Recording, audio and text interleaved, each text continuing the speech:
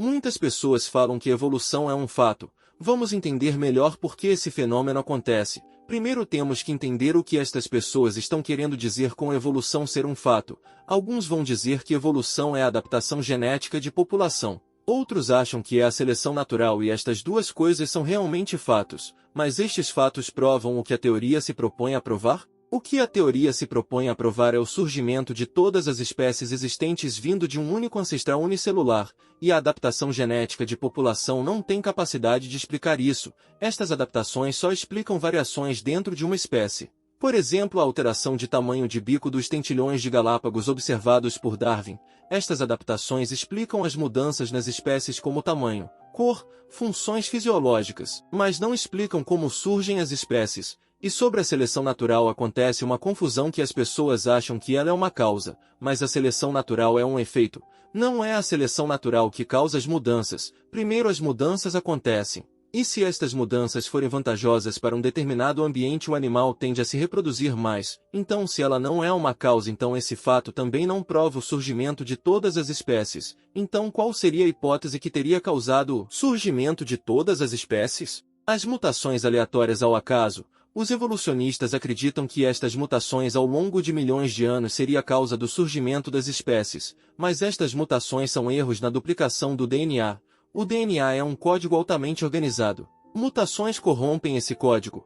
Portanto, não geram um código mais organizado e complexo do que o anterior. As mutações são desvios do plano natural do organismo. Mesmo quando uma mutação é benéfica por razão de um ambiente específico, a mutação continua sendo uma degeneração, e em um ambiente normal vai perder na competição para o ser anterior não mutado. Por exemplo, uma mutação que ocorreu em um experimento com bactérias. As bactérias foram colocadas em um ambiente com citrato, que é uma péssima fonte de carbono para essa bactéria, e ela só conseguia metabolizar esse citrato em ambiente anaeróbico. Uma mutação fez com que ela conseguisse metabolizar citrato em ambiente aeróbico, trazendo uma vantagem neste ambiente sem a glicose. Glicose, que é o alimento primário desta bactéria.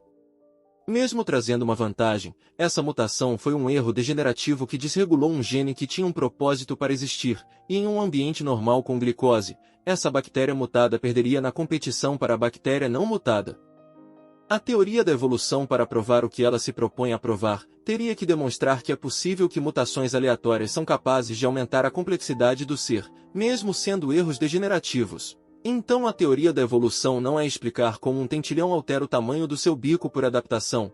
Isso nós sabemos que acontece. A teoria da evolução tem que explicar que é possível que o tentilhão e o bico do tentilhão teriam surgido de erros genéticos de seres que não tinham bico, penas ou asas, ou como um mamífero terrestre se transforma em uma baleia em 7 milhões de anos, que é a hipótese evolucionista para o surgimento das baleias, ou como um ser sem olhos pode ter criado olhos do nada por mutações aleatórias. As mutações terem capacidade de criar coisas mais complexas não são comprovadas empiricamente. Por isso a evolução não é um fato, e nunca vai ser, porque sabemos que mutações são erros que só geram desordem e degeneração.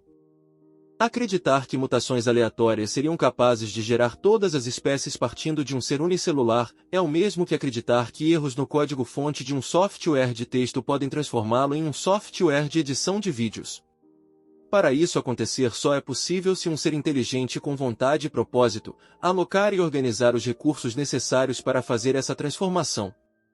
Agora vamos hipotetizar que seria possível um erro no DNA criar algo mais complexo. Imagine que uma mutação aleatória criou um nervo sensitivo ocular. Como isso traria vantagem ao organismo? Uma coisa importante que devemos nos atentar é que a mutação não tem propósito. Ela é aleatória. Então a próxima mutação nesse olho que ainda não existe não vai continuar formando um olho. A próxima mutação vai ser tão aleatória quanto. A não ser que você acredite que o olho se formou em uma mutação apenas. O olho é um dos órgãos mais complexos do corpo. Acreditar que ele surgiu do nada e pronto é acreditar em milagres. E somos nós que acreditamos nisso e não vocês ateus evolucionistas.